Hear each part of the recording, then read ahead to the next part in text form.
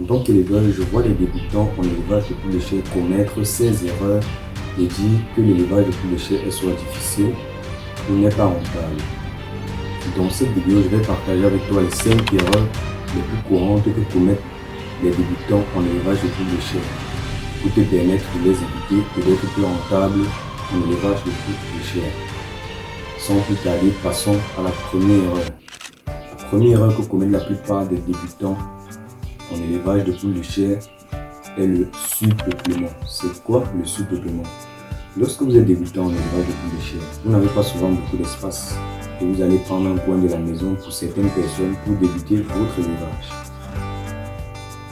Et en quête de beaucoup de bénéfices, qu'est-ce que vous allez faire? Vous allez aller payer beaucoup de poulets.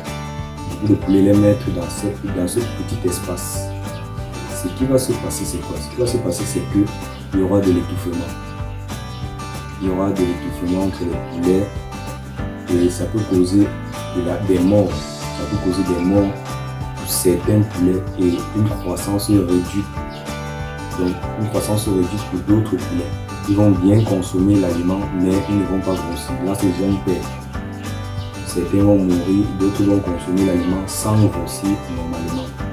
C'est déjà une perte. Donc, ça, c'est la première erreur que les débutants font en élevage de poules de chair. La deuxième erreur que commettent la plupart des débutants en élevage de poules de chair, c'est le manque d'eau. Lorsqu'on est débutant, on pense très souvent que les poulets, ce sont des animaux, oui, mais ils ne doivent pas boire n'importe quelle eau. L'eau que vous allez donner à vos poulets, c'est l'eau que vous pouvez boire. Parce que si vous donnez par exemple l'eau du puits, par exemple, l'eau du puits, ça contient des bactéries, des virus que vous ne pouvez pas voir à l'œil nu, mais qui seront nocifs pour la santé de vos poulets et qui peuvent occasionner votre perte. En deuxième temps, l'eau de vos poulets doit être changée tous les 24 heures. Donc après 24 heures, vous allez changer, vous allez remplacer l'eau. Parce que si vous ne remplacez pas, ce qui va se passer, c'est que quand ça va dégager une odeur, les poulets ne vont plus boire. Ça va dégager une odeur en fonction de la chaleur et tout, à cause de la chaleur et tout. Les poulets ne vont plus boire, ils vont rester assoiffés.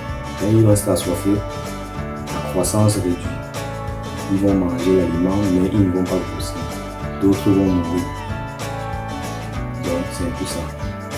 C'était la deuxième erreur. C'était la deuxième erreur que commettent la plupart des débutants en élevage de poules de chair. La troisième erreur que commettent la plupart des débutants en élevage de poules de chair, c'est la non prise en charge de la quantité de l'aliment.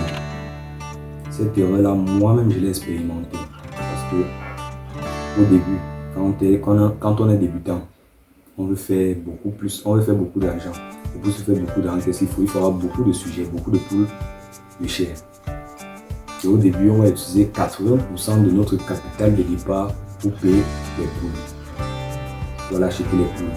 Et 20% vont aller sur la nourriture. Ce qui va se passer, c'est que lorsque vos poulets vont grossir, lorsqu'ils vont atteindre un certain âge, la quantité d'aliments qu'ils vont consommer, vous ne serez pas en mesure de leur procurer cela. Et il y aura des moments où ils vont rester sans rien manger. Ils vont perdre la croissance. C'est comme ça, ils vont perdre la croissance. Comme ils perdent cette croissance, ils ne peuvent plus la récupérer. Donc, et ensuite, ce qu'ils vont faire, c'est qu'ils vont manger l'aliment que vous allez mettre, mais ils ne vont pas grossir. Ils vont manger sans grossir, tout ça parce qu'ils ont perdu la croissance de base. Donc, c'est l'erreur à éviter. Moi-même, je l'ai fait. J'ai commis cette erreur et j'ai payé le prix. Donc, le conseil que je peux vous donner, c'est que quand vous débutez dans l'élevage, vous devez prendre 75% de votre capital pour acheter l'aliment et 25% de votre capital pour acheter les poules. La quatrième erreur que les débutants en élevage de poules de chair commettent est le manque de ventilation. Lorsque votre poulailler est fermé des 4 côtés,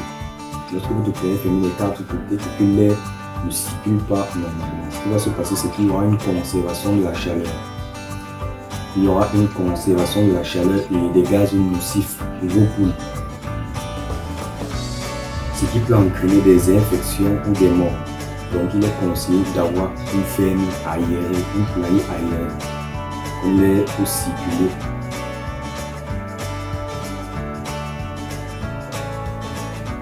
La quatrième erreur que commettent la plupart des débutants en élevage de poulet de chair est le manque de ventilation. Lorsqu'on est débutant, la quatrième erreur que la plupart des débutants commettent en élevage de poulet de chair est le manque de ventilation. Lorsque votre ferme est fermée des 4 côtés et que l'air ne parvient pas à circuler normalement, il y aura une conservation de la chaleur des gaz nocifs pour les poulets dans votre ferme, dans votre poulailler, et ça peut entraîner des morts, une mort générale. Donc vous venez, vous voyez, tous les poulets sont morts à cause de la chaleur, ou soit des infections. Ça peut aussi donner des infections. Ces gaz nocifs, comme il est conseillé d'avoir un poulailler bien aéré. Avant de passer à la dernière erreur que commettent la plupart des débutants en élevage, je vous invite à vous abonner à la chaîne pour ne pas manquer nos prochaines vidéos qui vont nous aider certainement à être plus rentable dans l'élevage de poules de chair et autres. La cinquième et la dernière erreur que font la plupart des débutants en élevage de poules de chair est l'ignorance des signes de maladie. Lorsqu'on est débutant, on pense que si une poule mange bien, boit bien, elle est en santé. Et là, c'est une grave erreur de penser cela. Parce que en élevage de poulet, il y en a plusieurs signes de maladie.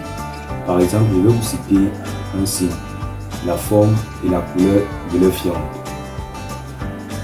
Si vous venez dans votre poulailler par exemple, vous voyez vos poulets ont fait des fientes de couleur, ont fait une diarrhée de couleur par exemple marron. Il va falloir savoir déjà que là, il y a des sujets atteints de la coccidiose.